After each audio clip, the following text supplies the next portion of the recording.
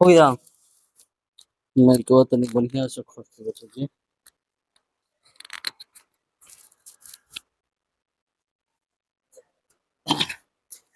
चलिए,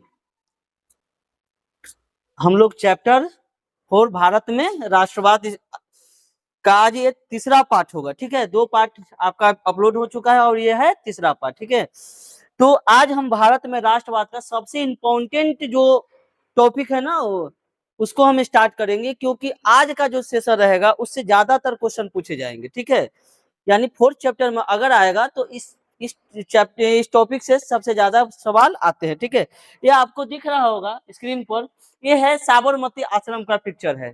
किसका? साबरमती आश्रम का पिक्चर है। आप जाइएगा साबरमती में तो यहाँ पर साबरमती आश्रम कुछ ऐसा ही आपको दिखेगा, गांधी जी चरखा चलाते हुए आपको दिखेंगे। ठीक है, आप जाकर घूम सकते हैं। देखिए, और बाकी गाड़ी भाड़ा का खर्चा देगा तो हम घुमा सकते हैं, है ना, कुछ नहीं है।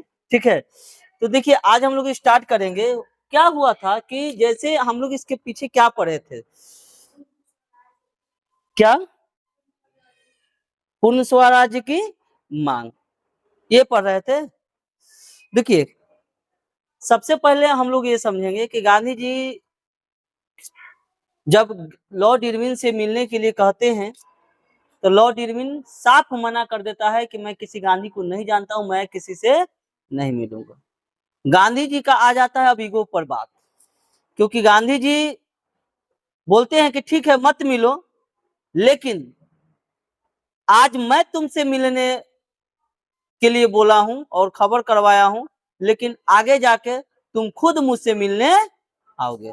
महात्मा गांधी ये बात बोलते हैं और उन्होंने उस दिन निश्चय लेते हैं कि मैं अब सत्याग्रह करूंगा,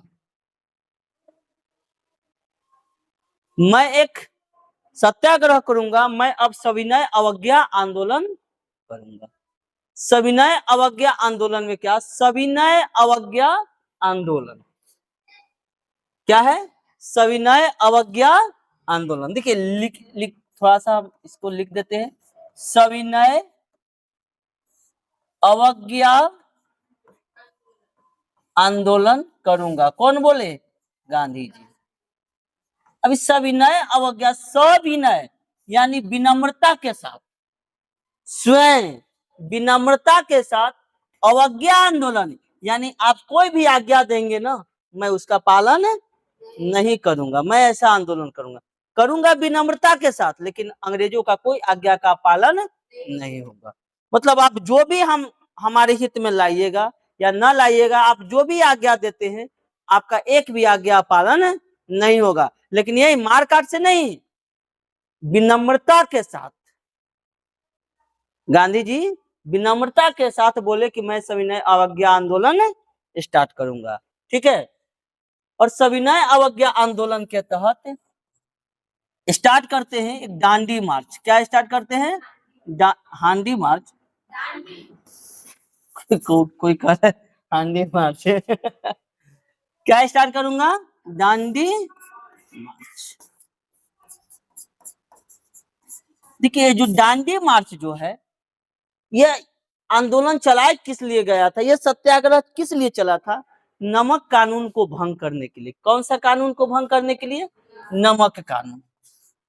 देखिए नमक कानून क्या होता है कि हमारे देश नमक किससे बनाए जाते हैं? समुद्र के पानी से, समुद्र के पानी से।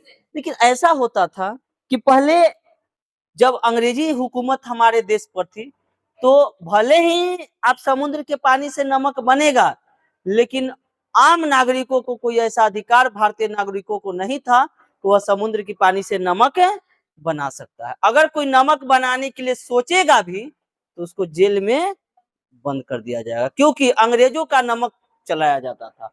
नमक क्या होता है? रोजमर्रा का चीज होता है, नमक प्रतिदिन यूज करने वाला चीज। अच्छा ये बताइए, नमक पर अगर भारी भरकम टैक्स लगा दिया जाए तो बिना नमक के कोई रह सकता है? नमक खरीदेगा। आज आपको 10 रुपया में जो नमक मिलता है वो 10 रुपया में ना करके 10,000 रुपये एक पैकेट कर दिया जाए नमक का, तो क्या आप नहीं खाओगे? रहाएगा बिना नमक के? खाना ही पड़ेगा तुम्हारा एकदम। देखते हो जब आप सोमवारी मंगलवारी जो भी करो आप करते हो, एक दिन नमक न मिलता है एकदम प्राण छूटे लगता है। कखन सब्जी कोई के खाई देखो तो एकदम बड़ा जर्नी पड़ता है कि मार के माथा फोड़ दिया हमरा खाए में रोहू लगता होगा सब, ऐसा होता है कि नहीं होता है? तो नमक बिना नहीं कोई रह सकता है। अंग्रेज नमक पर जो टैक्स है ना, भारी भरकम टैक्स लादे हुए था, और नमक रोजमर्रा का चीज था, बिना नमक खरीदे बिना नमक खाए भारतीयों को, मतलब भारतीयों को रहा नहीं जाएगा, नमक तो उनको खाना ही है। तो गांधी जी ने क्या किया, गांधी जी बोले कि मैं आंदोलन करूंगा, अगर इरविन हमसे नहीं मिला है तो मैं उसको सबक तो जरूर सिखाऊंगा। गांधी सही में गांधी नहीं, वो एक गांधी था। मतलब कोई भी वो सत्याग्रह करते थे ना, अंग्रेज हिल जाता था एकदम। कहते बुलाओ बुलाओ गांधी को, बुलाओ बुलाओ उसको बुलाओ, उसको शांत करो, नहीं तो फिर नहीं, हमारा राज नहीं चलने वाला है।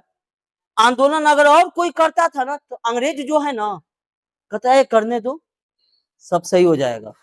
लेकिन जैसे ही गांधी जी का नाम आता था, साहब गांधी जी आंदोलन चालू किए हैं, अरे गांधी किया है, जल्दी उसको बुलाओ, उसको मनाओ किसी तरह से।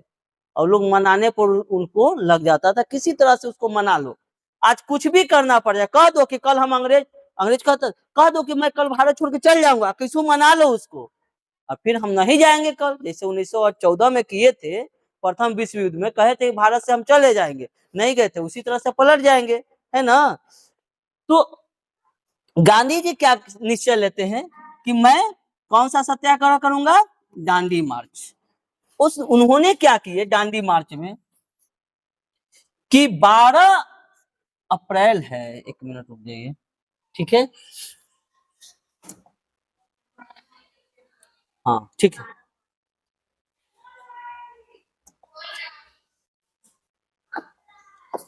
तो कहाँ भी थे, हाँ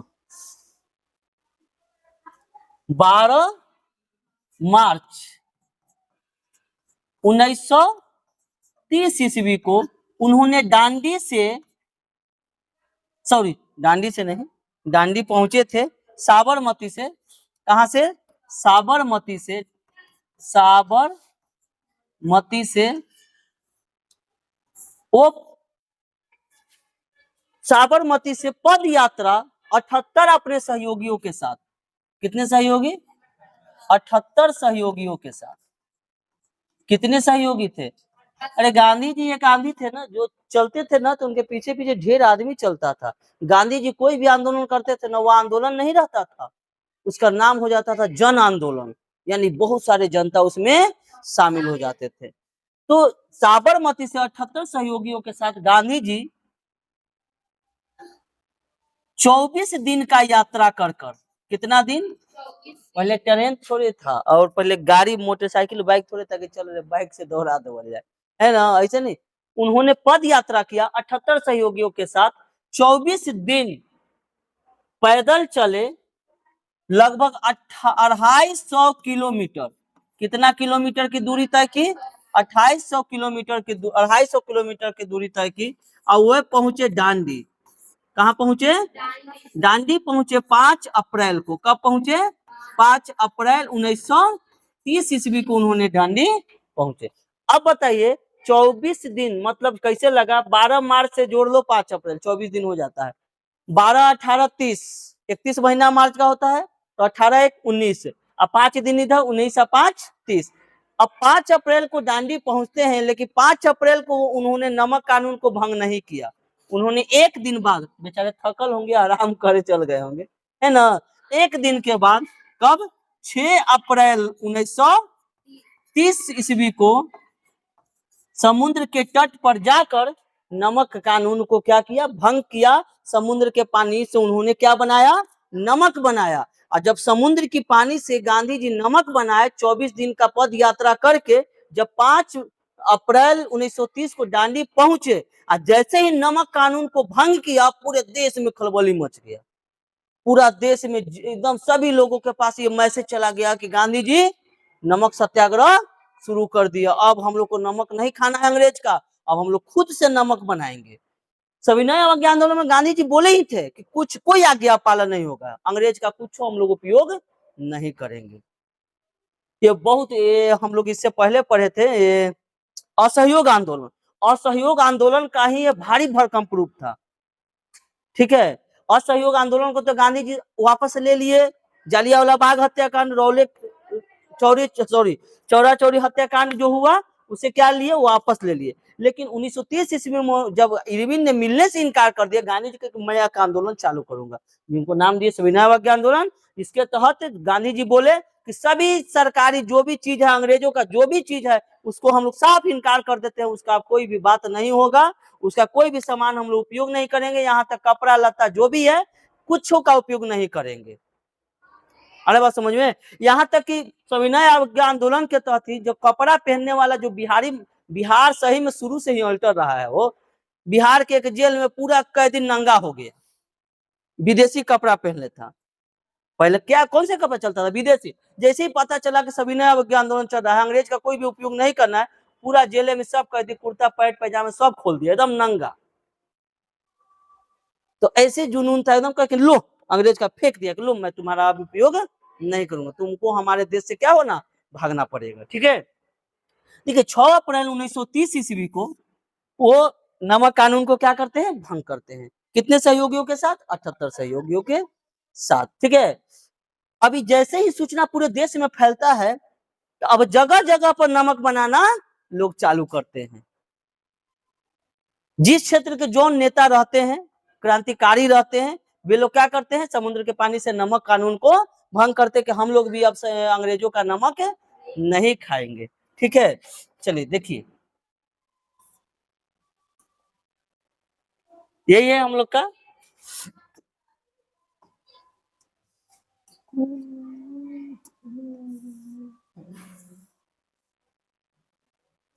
देखिए, दांडी यात्रा यानी 12 मार्च से 6 अप्रैल तक चला। यानी 12 मार्च को गांधी जी चलना शुरू किए थे, और दांडी कब पहुंच गए थे, 5 अप्रैल को। 6 अप्रैल को नमक कानून उन्होंने भंग किया। कहा जाता है कि महात्मा गांधी ने 78 चुने हुए अनुयायियों, अनुयायी मतलब सहयोगी जी, अनुयायियों के साथ 12 मार्च 1930 को साबरमती आश्रम से समुद्र तट के स्थित दांडी नामक स्थान तक किया, कुछ किया नहीं किया। ठीक है,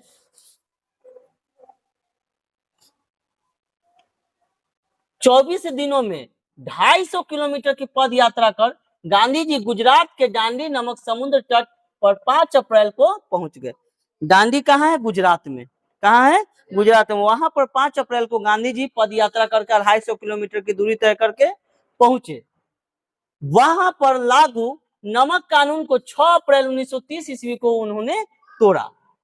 तोड़ा मतलब नमक बनाया। अरे जब क्या है, अंग्रेजी हुकूमत का एक रूल्स था कि कोई भारतवासी नमक नहीं बनाएगा, लेकिन गांधी जी कहे कि नहीं, मैं तुम्हारा बात नहीं मानूंगा। उन्होंने नमक बनाया, तो नमक कानून भंग हुआ कि नहीं हुआ, उसका नियम टूटा कि नहीं टूटा।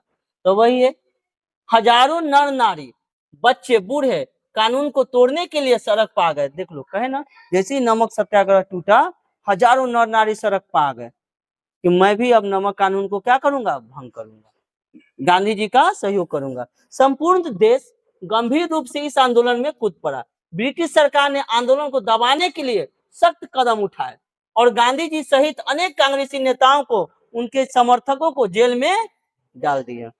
अब गांधी जी जेल में नहीं रहने वाले हैं। जो हम लोग का शुरू में जो चल रहा था उनका आंदोलन, असहयोग आंदोलन, उस समय की बात, उस समय कुछ और बात था। अब जो थे ना, पूरे देश में राष्ट्रवाद की भावना बहुत ज्यादा। गांधी जी उस समय नए नए आए थे, लोगों के दिल में गांधी जी के प्रति राष्ट्रवाद की भावना उतना नहीं था। लेकिन धीरे धीरे जैसे ही 5-6 साल 8 साल बीता, गांधी जी पूरे देश में राष्ट्रवाद की भावना इतना जागृत कर दिए कि जैसे ही जेल में इनको डाला जाता था, वैसे ही पूरा देश की जनता ने एकदम खम खम खम खम एकदम पूरा जहां तहां तोड़ फोड़, सड़क पर लोग उतर जाना, जेल में घुसना, मतलब बहुत सारा ऐसा क्रांतिकारी गतिविधियां को अंजाम देते थे। अंग्रेज डर से अब गांधी जी को बंद ज्यादा दिन तक नहीं रख सकता था। उसकी खुद जान का खतरा था। जैसे ही गांधी जी को जितना ज्यादा निंदा रखेगा, क्रांतिकारी लोग उतना ज्यादा उसको परेशान करते। आंदोलनकारियों और सरकारी सिपाहियों के बीच जगह जगह पर जबरदस्त संघर्ष हुए। कानपुर जैसे नगरों में सांप्रदायिक दंगे भड़क उठे। हिंसा के इस विस्फोट से गांधी जी चिंतित हो उठे। वे आंदोलन को बिल्कुल अहिंसक ढंग से चलाना चाहते थे। तो गांधी जी नरम दल के नेता थे, गरम दल के नेता नहीं थे, नरम दल के नेता थे। गांधी जी का जो भी आंदोलन होता था शांतिपूर्व चलता था। देखिए ये आंदोलन है गांधी जी का, ठीक है।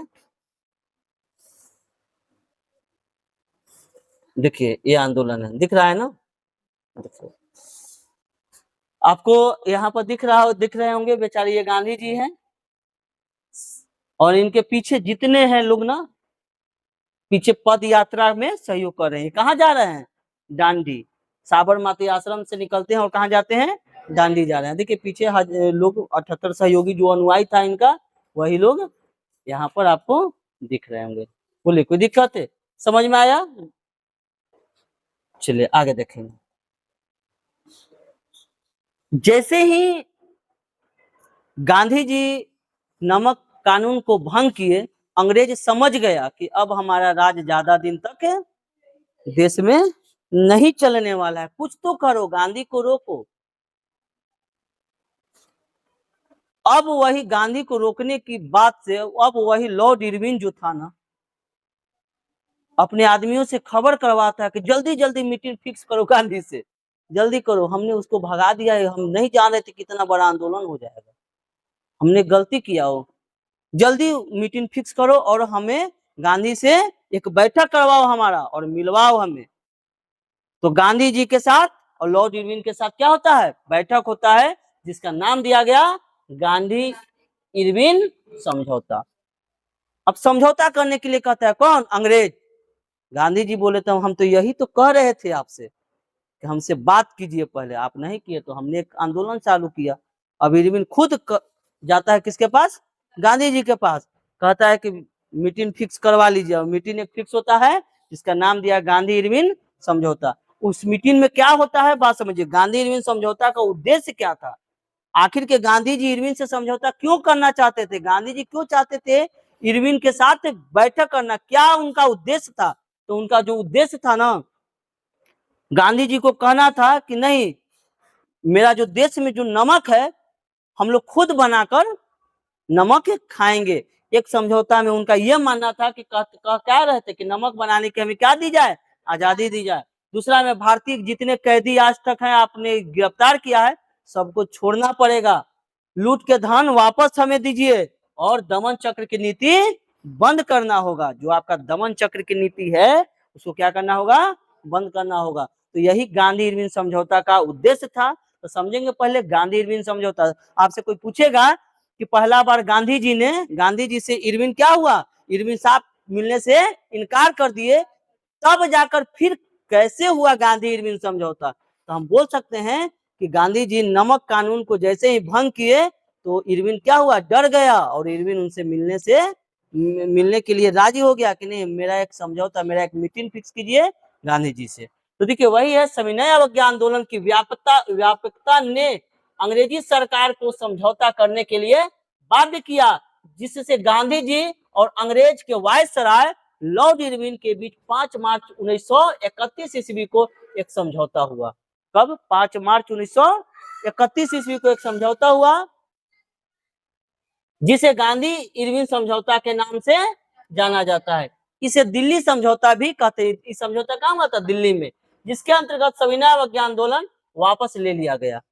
देखिए जैसे सविनय अवज्ञा आंदोलन महात्मा गांधी चालू किए थे ना, इरविन क्या कहा कि आइए हमसे बात कीजिए, ठीक है।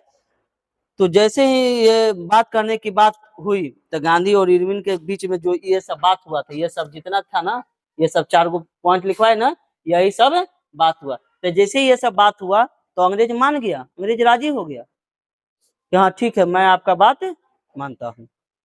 कौन है? परेशान करता है लोग।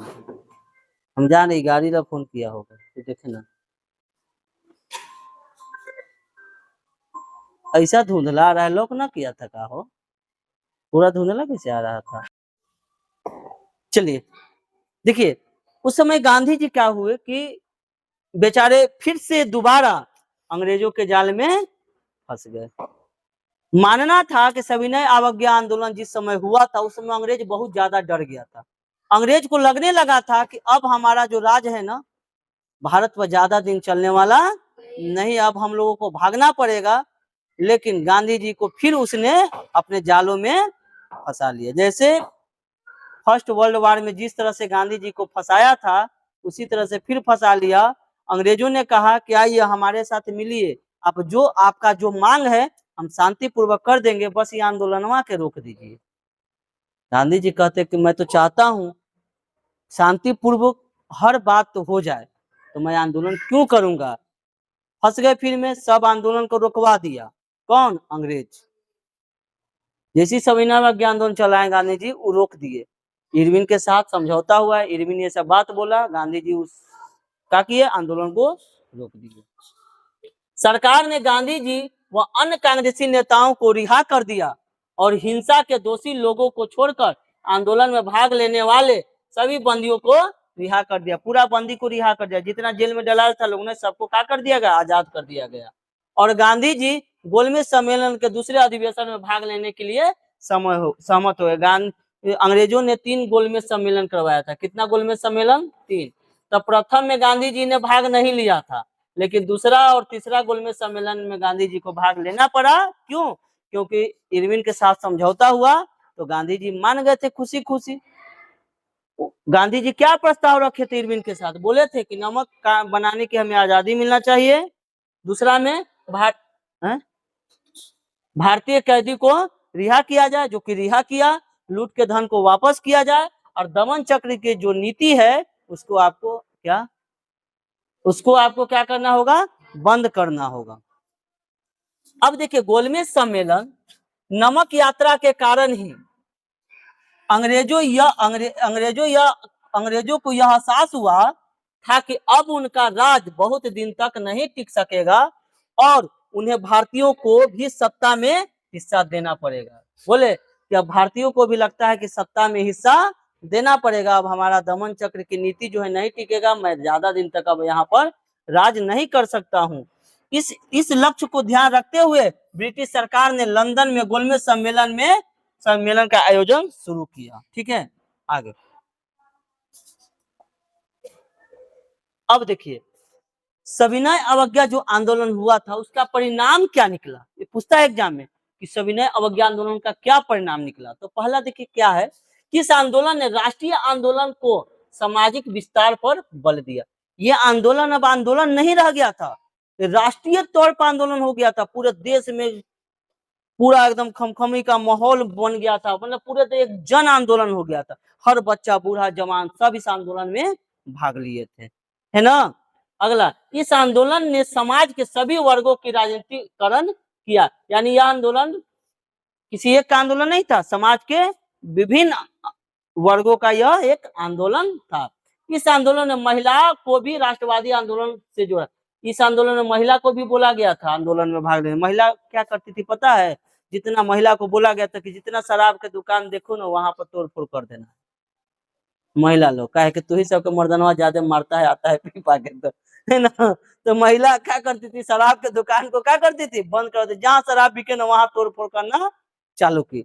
महात्मा गांधी बोले कि नहीं ऐसे नहीं सुनेगा, विनम्रता के साथ ना सुनेगा तो कोई जरूरी है मारो पीट करना है ना। हद तो तब हो जाता है ना जब पढ़ाएंगे तो मजा आएगा। अंग्रेज समझ, गांधी जी जो भी आंदोलन करते थे क्या विनम्रता पूर्वक शांति पूर्वक आंदोलन करते थे। गांधी जी कहते थे कि अहिंसा, गांधी जी किसकी पुजारी थे? अहिंसा के।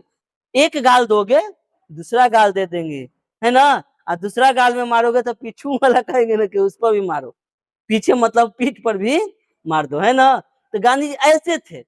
लेकिन ऐसा हुआ जब 1942 ईस्वी में गांधी जी बोले एक आंदोलन चलाए थे, भारत छोड़ो आंदोलन। तब अंग्रेज की लगती कि अब लगता है कि गांधी नहीं छोड़ेगा, क्योंकि भारत छोड़ो आंदोलन हिंसक रूप में वो आंदोलन हो गया था, हिंसा के रूप में, यानी मार काट होने वाला वो आंदोलन हो गया था। गांधी जी एक और नारा दिए थे, बड़ा चर्चित वो नारा हुआ था, करो या मरो। तब अंग्रेज को लगा कि अब छोड़ने वाला सब नहीं। जब गांधी जी हिंसा पर उतर गया तो अब छोड़ेगा नहीं। जब शांतिपूर्वक आंदोलन करते थे तो पूरा देश हिल जाता था, आई तो गांधी जी भी एकदम मतलब जोशीला जोशीला नारा देने लगे, तो अब अंग्रेज को लगा कि अब भागना पड़ेगा। वही भारत छोड़ो आंदोलन अंतिम आंदोलन बना, उसके बाद कोई आंदोलन करने की आवश्यकता नहीं आई और अंग्रेज को भागना पड़ा।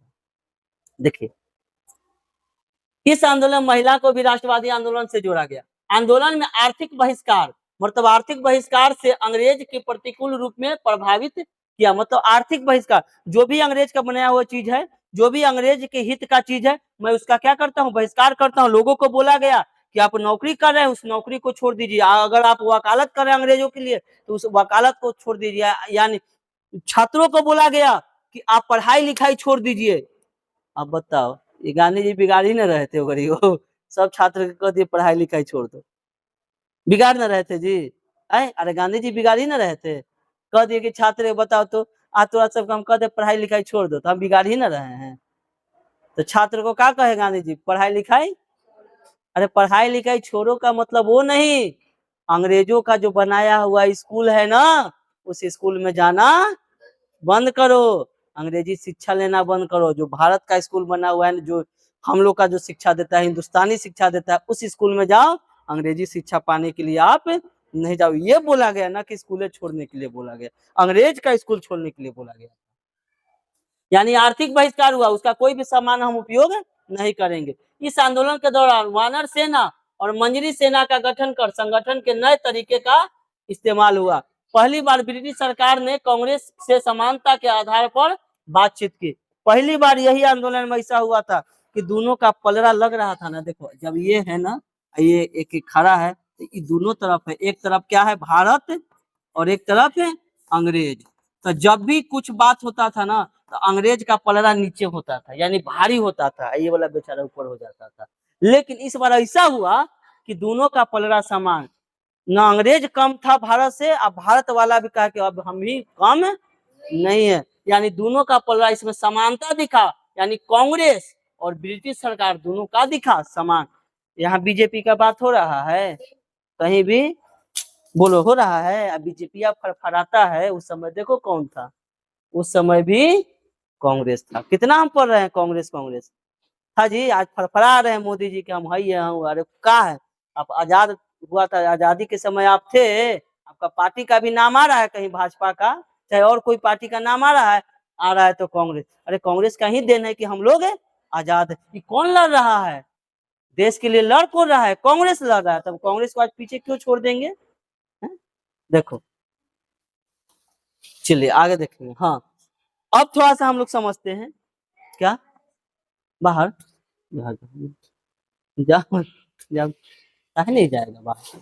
अब देखिए, एक क्या है कि अब टॉपिक है चंपारण सत्याग्रह। क्या है? चंपारण सत्याग्रह। देखिए, चंपारण सत्याग्रह क्या था? चंपारण सत्याग्रह, ये जो किसान जो लोग थे ना, अंग्रेज सिर्फ अत्याचार आम नागरिकों पर ही नहीं करता था, बल्कि किसानों पर भी वह अत्याचार करता था। सबसे ज्यादा जो अत्याचार होता था ना, वो किसान पर ही होता था। क्योंकि किसान, हमारा जो देश था उस समय ना, भारत कृषि प्रधान देश था। आज भी कृषि प्रधान देश है। आज भी हमारे देश में 70% लोग कृषि और पशुपालन पर आधारित है। हमारे देश में 70%, यानी 10 में 7 आदमी कृषि और पशुपालन पर निर्भर है, और 3 आदमी जो अन्य काम कर रहा है कि नहीं? उस समय देश में भी यही हाल था। जब गांधी जी नया नया जब दक्षिण अफ्रीका से आए थे ना 1915 में, और 17 में चंपारण सत्याग्रह किया था, उस समय की बात है। अब 30 से पहले हम लोग घसक गए 1917 में। तो जब गांधी जी दक्षिण अफ्रीका से कब आए? 1915 में। कब आए थे? दक्षिण अफ्रीका से 1915 में आए। कब आए? 1915। तो जब 1915 में गांधी जी आए, तो उन्होंने चंपारण में, उनको पता चला कि किसानों को तो अत्याचार हो रहा है। कैसा अत्याचार हो रहा है भाई? किसानों को कहा जाता था कि अगर आपके पास 1 बीघा खेत है, कितना बीघा? 1 बीघा। तो 1 बीघा खेत में आपको 3/20 यानी कहने का मतलब 20 कट्ठा खेत है तो 3 कट्ठा में नील की खेती लगाना है। क्या? नील की खेती। क्या करना है? नील की कितना कट्ठा में? 3 कट्ठा में। यानी 20 कट्ठा जमीन है तो 3 कट्ठा में नील की खेती करना है। और किसान नहीं चाहते थे नील की खेती करना। आप कहोगे क्या दिक्कत था सर? धान के करे, चाहे गेहूं के करे, चाहे ईख के करे, चाहे नील के करे, खेती करना फायदा तो होता है होगा। आप लोग ये सोच रहे होगे कि किसान नहीं चाहता था नील की खेती करना। और नील की खेती वहां करवाया जाता था जहां पर खेत बढ़िया रहता था ना। अंग्रेज जानता था कि यहाँ उपजाऊ ज्यादा फसल है, मिट्टी है, बढ़िया मिट्टी है, वहीं पर कहता था कि यहीं पर मान लीजिए खेत है ना आपका 1 बीघा, तो ई वाला कोनवा पर बड़ा अच्छा फसल लगेगा ना, तो यही पर कहेगा कि नील की खेती करो, बाकी में आप अपना कुछ भी लगाओ।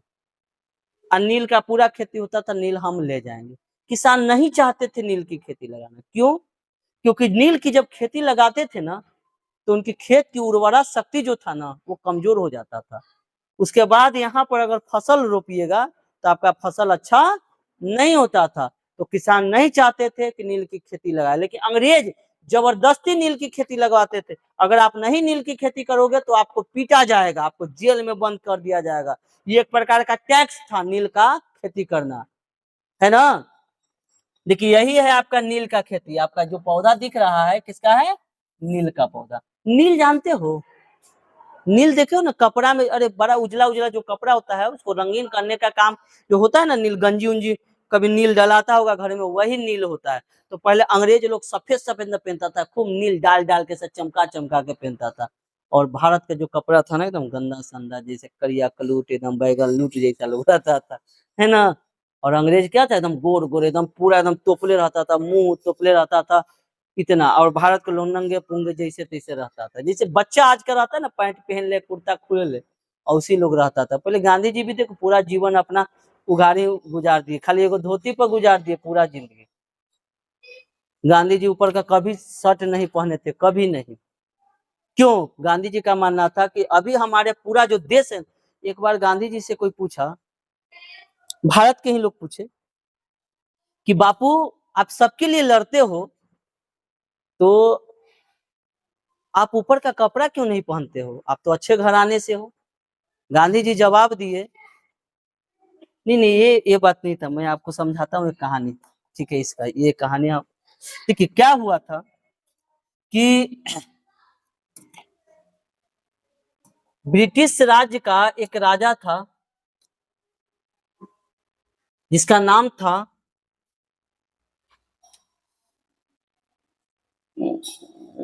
हाँ विस्टन चर्चिल। विस्टन विस्टन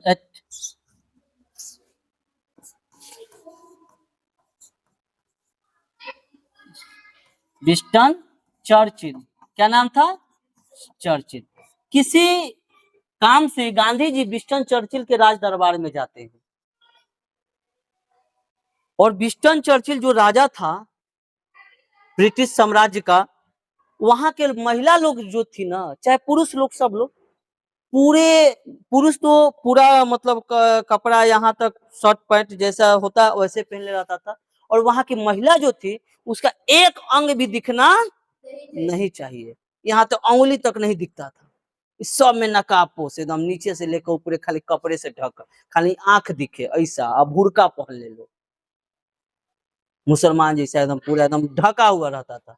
आ गांधी जी उघाड़े पुघाड़े होकर राज दरबार में चल गए। अब बता, जब राज दरबार में गए तो विस्टन चर्चिल ने कहा कि ये कौन आ गया अर्धनग्न फकीर, इसको भगा। तो वहां पर अर्धनग्न फकीर जब बोला ना, तो ये क्वेश्चन आता है कि अर्धनग्न फकीर किसे कहा जाता है? तो गांधी जी को। और अर्धनग्न फकीर गांधी जी को किसने कहा था? तो विस्टन चर्चिल ने कहा था। गांधी जी जवाब देते हैं कि मैं अर्धनग्न फकीर हूं, मैं ऊपर का कपड़ा नहीं पहनता हूं क्योंकि मेरे हिस्से में इतना ही कपड़ा आता है। अब कौन है वो? फ्लाइट मोड डाल देते तो काम हो जाता है सब। तो वहीं पर विंस्टन चर्चिल क्या कहता है कि अर्धनग्न फकीर गांधी जी जब आप क्या दिए कि मेरे हिस्से में इतना ही कपड़ा आता है जितना मैं पहने हुआ हूं, क्योंकि मेरा भारत की स्थिति वैसा नहीं है कि मेरे तन पर पूरा कपड़ा आ सके। जिस दिन भारत की स्थिति सामान्य हो जाएगी, जितना मेरे हिस्से का कपड़ा आएगा मैं उतना पहनूंगा, ठीक ना। तो ये आप याद रखिएगा कि अर्धनग्न फकीर महात्मा गांधी को किसने कहा था? विंस्टन चर्चिल ने कहा था, ठीक है। तो चंपारण सत्याग्रह में क्या हुआ कि अब किसानों को कितना खेती करने के लिए कहा जाता था? 3 कट्ठा 1 बीघा खेती में नील की खेती करने के लिए बोला जाता था, बाध्य किया जाता था। और किसान नील की खेती नहीं करना चाहते थे, क्यों? क्योंकि नील की खेती करने से उर्वरा शक्ति उनका क्या हो जाता था? कमजोर हो जाता था। तो गांधी जी को अभी पता नहीं, चंपारण का ही एक चंपारण का ही एक किसान था, चंपारण का किसान जिसका नाम था राजकुमार शुक्ल, याद रखिएगा नामों, राजकुमार शुक्ल। ये भी एक किसान था। जब इसको पता चला कि गांधी जी लखनऊ में कांग्रेस का मीटिंग था, उस मीटिंग में कांग्रेस के मीटिंग में आए हुए हैं, तो ये राजकुमार शुक्ल गांधी जी से मिलने चला गया। कहाँ पर? लखनऊ में। और जब गांधी जी से मिला और मिल के पूरा बात गांधी जी को बताया कि हम लोग किसानों के साथ ऐसे ऐसे अत्याचार हो रहे हैं, कुछ हमें आप मदद कीजिए। तो गांधी जी तुरंत आओ न देखे तावा कहे निश्चय ले लिए कि अब मैं घर नहीं जाऊंगा, अब मैं कहाँ जाऊंगा? चंपारण। और सबसे पहले चंपारण जो गए गांधी जी, और वही सबसे पहले गांधी जी का प्रथम जो आंदोलन था ना, सत्याग्रह था, चंपारण सत्याग्रह था। जब आए थे ना पढ़ के दक्षिण अफ्रीका से, तो पहला सत्याग्रह क्या किए थे? चंपारण सत्याग्रह। तो चंपारण में आते हैं और गांधी जी सत्याग्रह वहां से शुरू करते हैं। जैसे ही अंग्रेज को पता चला कि गांधी जी आ गए हैं सत्याग्रह शुरू करने, और तो अंग्रेज तुरंत क्या किया? तिनकठिया जो प्रणाली था, यानी नील की खेती करने के लिए बाध्य किया जाता था किसानों को, तुरंत उसने इस नियम को क्या कर लिया? वापस ले लिया। क्या ऐसा कोई बात? इस टैक्स को वापस ले लिया। किससे? गांधी जी की डर से। उसको पता चलता था कि जैसे ही गांधी जी अच्छा इस पर नहीं होता है ना,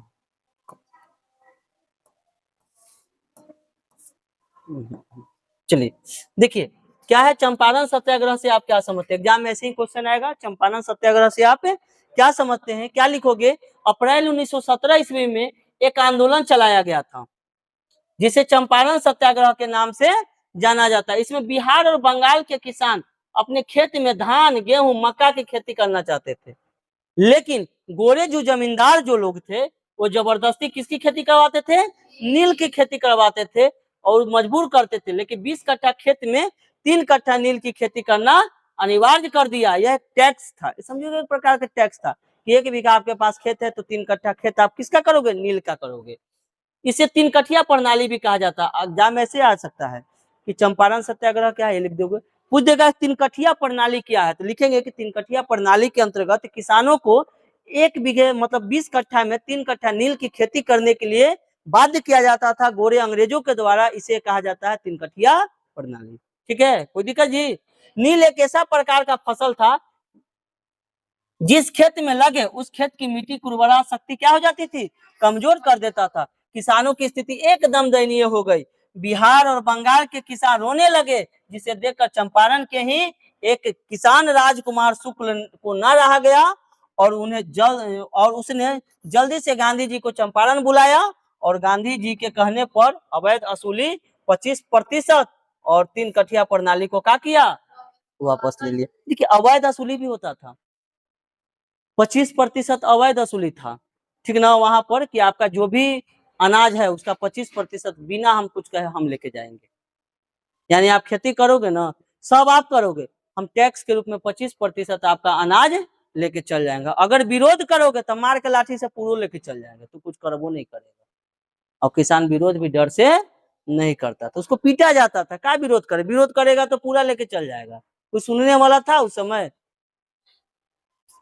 अब हर बात पर गांधी जी के पास थोड़े चल जाता है। अब तू हर बात पर नरेंद्र मोदी से मिल लेगा, और उसे उस समय गांधी जी थे हैं, तो पूरा समस्या, पूरा जनता की समस्या गांधी जी को थोड़े पहुंच पाएगा।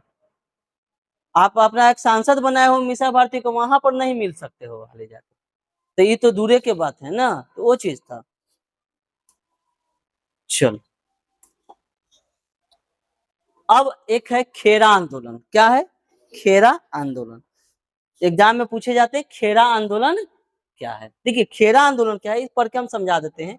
1917 में बारिश होने से खरीफ फसल को व्यापक नुकसान हुआ था। देखिए 1917 में चंपारण जो सत्याग्रह चला था, 1917 में क्या चला? चंपारण सत्याग्रह।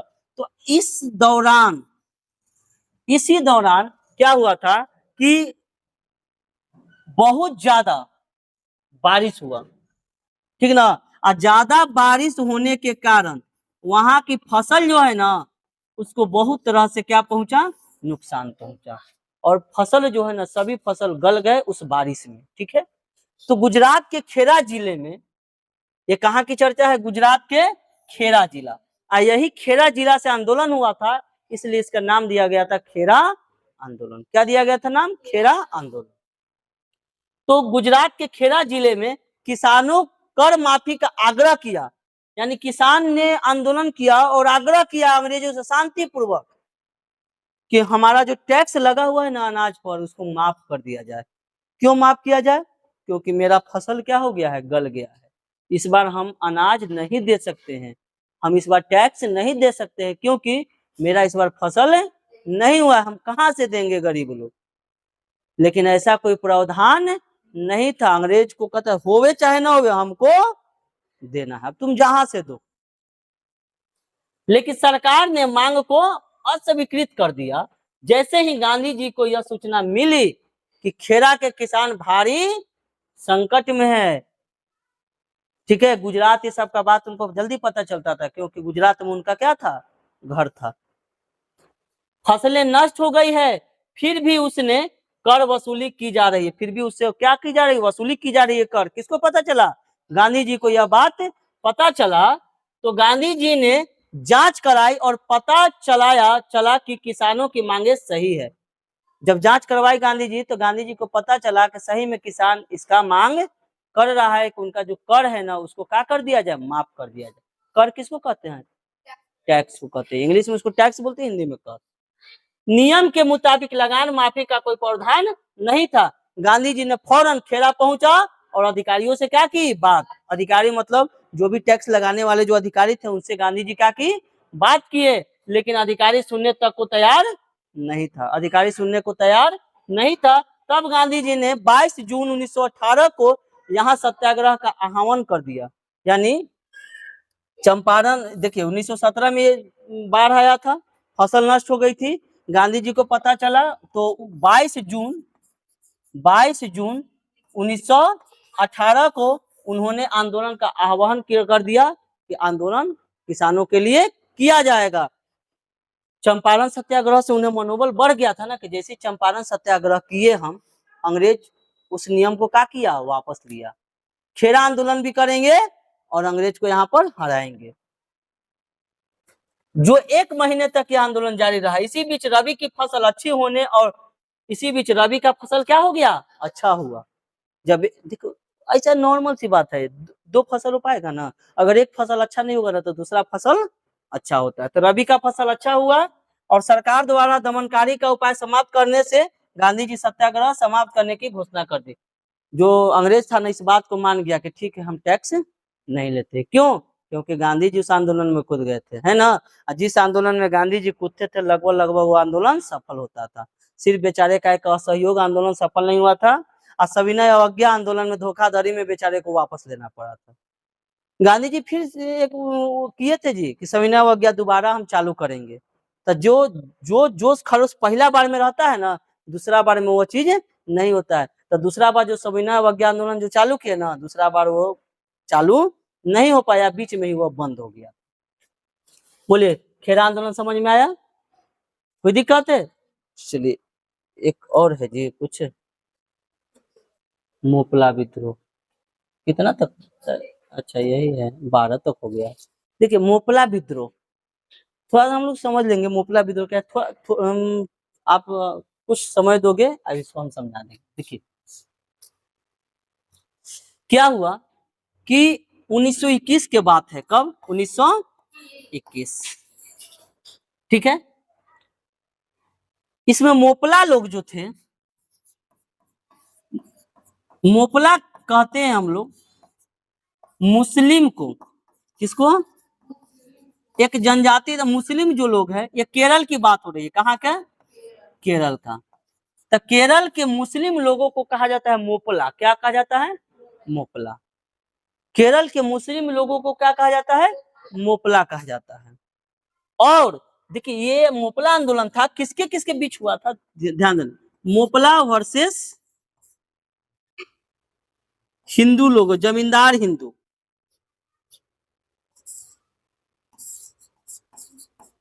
जमींदार हिंदू। देखिए, जमींदार हिंदू कहने का तात्पर्य है कि केरल में दो प्रकार की उस समय जनजाति थी। एक मोपला था जो कि मुस्लिम लोग थे, एक गरीब लोग थे, और हिंदू था जो अमीर था।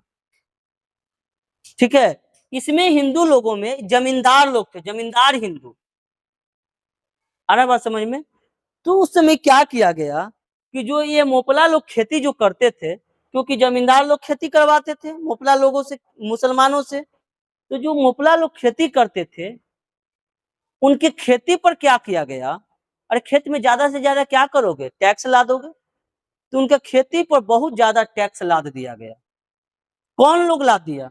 जमींदार हिंदू लोग। किस पर? मोपला लोगों पर खेती पर ज्यादा टैक्स लाद दिया। किसके इशारे से? ये जो इशारा से नाचता था ना सब हिंदू लोग, ये नाचता था किससे? अंग्रेज के इशारा से। क्योंकि अंग्रेज सबसे पहले पता है किन लोगों को अधिकार में लिया था? जमींदार को।